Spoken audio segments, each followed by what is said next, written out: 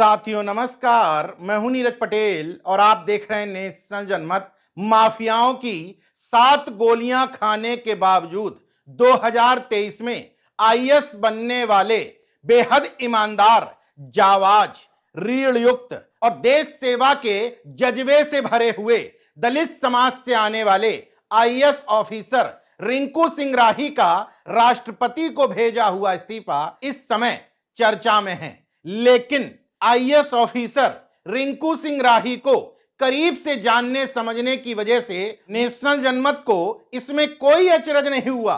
23 जून 2024 को जब वो नेशनल जनमत के ऑफिस आए थे आईएएस बनने के बाद, तो उस समय मैंने पोस्ट लिखी थी, नेशनल जनमत ऑफिस में एक ऐसी शख्सियत का आगमन हुआ जिसके लिए आईएएस बनने का मतलब पद, पैसा और रुतबा कतई नहीं बल्कि कुछ और है। इसी पोस्ट के अंतिम में मैंने लिखा था, मैं ये मानता हूं कि रिंकू राही जी जैसे लोगों के लिए अभी मुश्किलें कम नहीं हुई हैं, बस उनकी भूमिका बदल गई है। पहले वो समाज कल्याण अधिकारी के बतौर छोटे सिस्टम से लड़ रहे थे, अब आईएएस के बतौर उनको सिस्टम के अंदर व बाहर के बड़े बड़े घाघ मठाधीशों से लड़ना पड़ेगा। मेरा अंदेशा गलत भी साबित नहीं हुआ। मौजूदा स्थिति यह है कि अति की सीमा को पार करने वाली, ईमानदारी और साहस रखने वाले रिंकू सिंह राही इस बात के लिए गुहार लगा रहे हैं कि कम से कम उन्होंने आईएएस सेवा पास की है तो उनसे उस सेवा के अनुरूप कुछ काम ही ले लो। यूं ही अटैच करके उनको बेवजह की सैलरी ना दी जाए। राष्ट्रपति महोदया को पत्र लिखने से पहले वो 2 पत्र और लिख चुके हैं आयुक्त एवं सचिव राजस्व परिषद को, जिसमें वो कह चुके हैं कि जो जिम्मेदारी उनको निभानी चाहिए उनसे वो काम नहीं लिए जा रहे हैं, इसलिए उनको पूरी सैलरी भी ना दी जाए।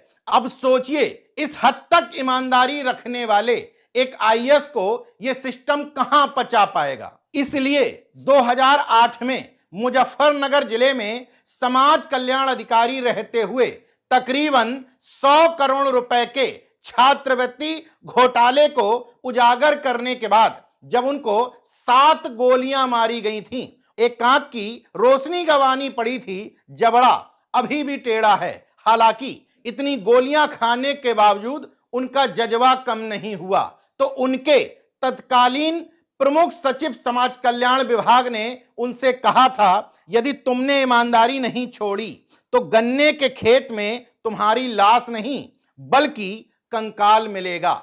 ये सब झेलते हुए, भ्रष्टाचार के खिलाफ धरना प्रदर्शन करते हुए, अपने लिए इंसाफ मांगते हुए रिंकू सिंह राही 2023 बैच के आईएएस अफसर बन गए। लेकिन दुश्वारियां कम नहीं हुई। शाहजहांपुर में 24 जुलाई 2025 को ज्वाइंट मजिस्ट्रेट के तौर पर तैनाती दी जाती है। एक दिन वो अपने ऑफिस जा रहे थे, उन्होंने तहसील परिसर में एक शख्स को खुले में पेशाब करते हुए देखा, तो उन्होंने कहा जुर्माना लगाओ।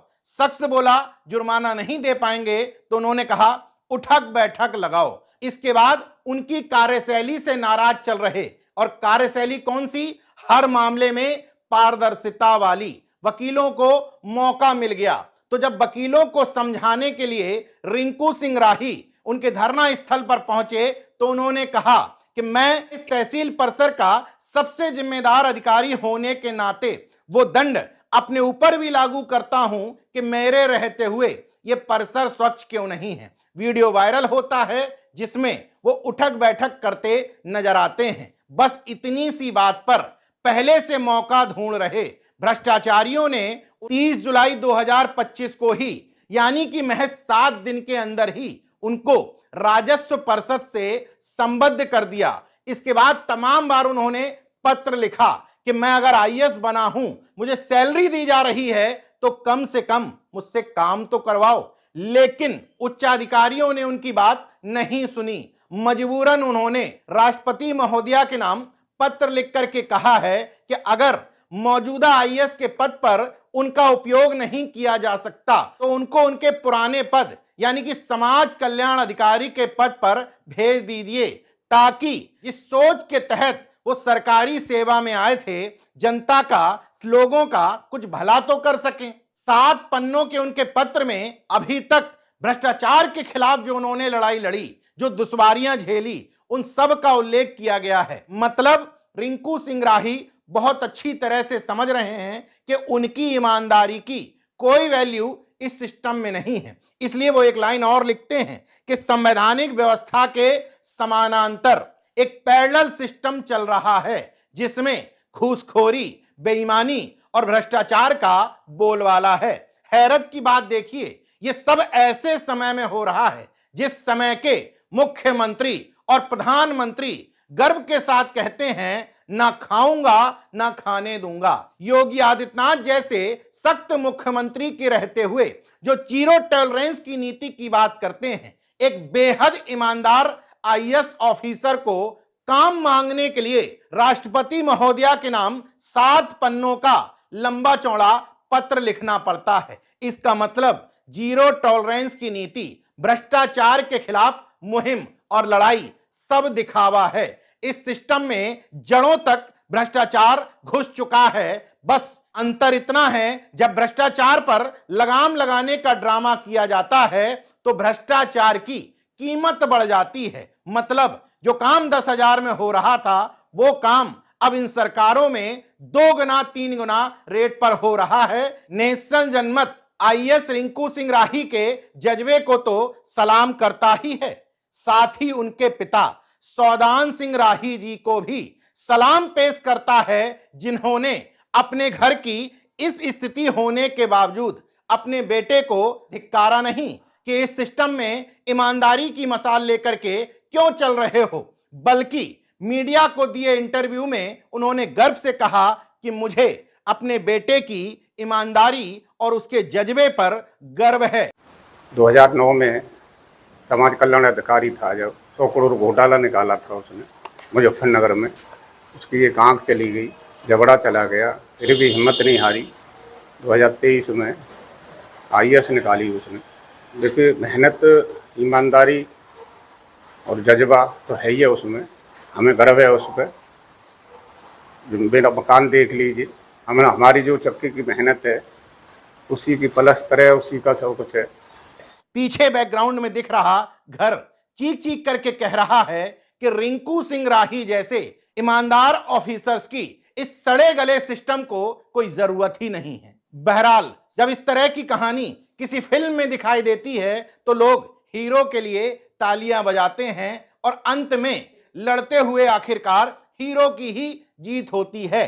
लेकिन रियल लाइफ में यह मुमकिन नहीं है। इसमें कोई दो राय नहीं है कि इस तरह के ईमानदार लोग कोई अपने इर्द गिर्द नहीं चाहता। एक ईमानदार ऑफिसर का तबादला उसके ऑफिस के ही बाबू चंदा इकट्ठा करके करवाते हैं और ऑफिस में ईमानदार बाबू भ्रष्ट अधिकारी को भी पसंद नहीं आता। कुल मिलाकर के भ्रष्टाचार की जड़ें इस सिस्टम में इतनी गहरी हो चुकी हैं कि जो इस सिस्टम से लड़ने जाएगा वो रिंकू सिंह राही की तरह भ्रष्टाचारियों की, गुंडों की गोलियां भी खाएगा, उच्च अधिकारियों की गालियां भी खाएगा, लेकिन अपने सिद्धांत पर टिका रहने की वजह से अंतोगत्वा असली हीरो भी कहलाएगा, भले ही इतने उच्च पद पर रहने के बावजूद वो धन पशु ना बन पाया हो।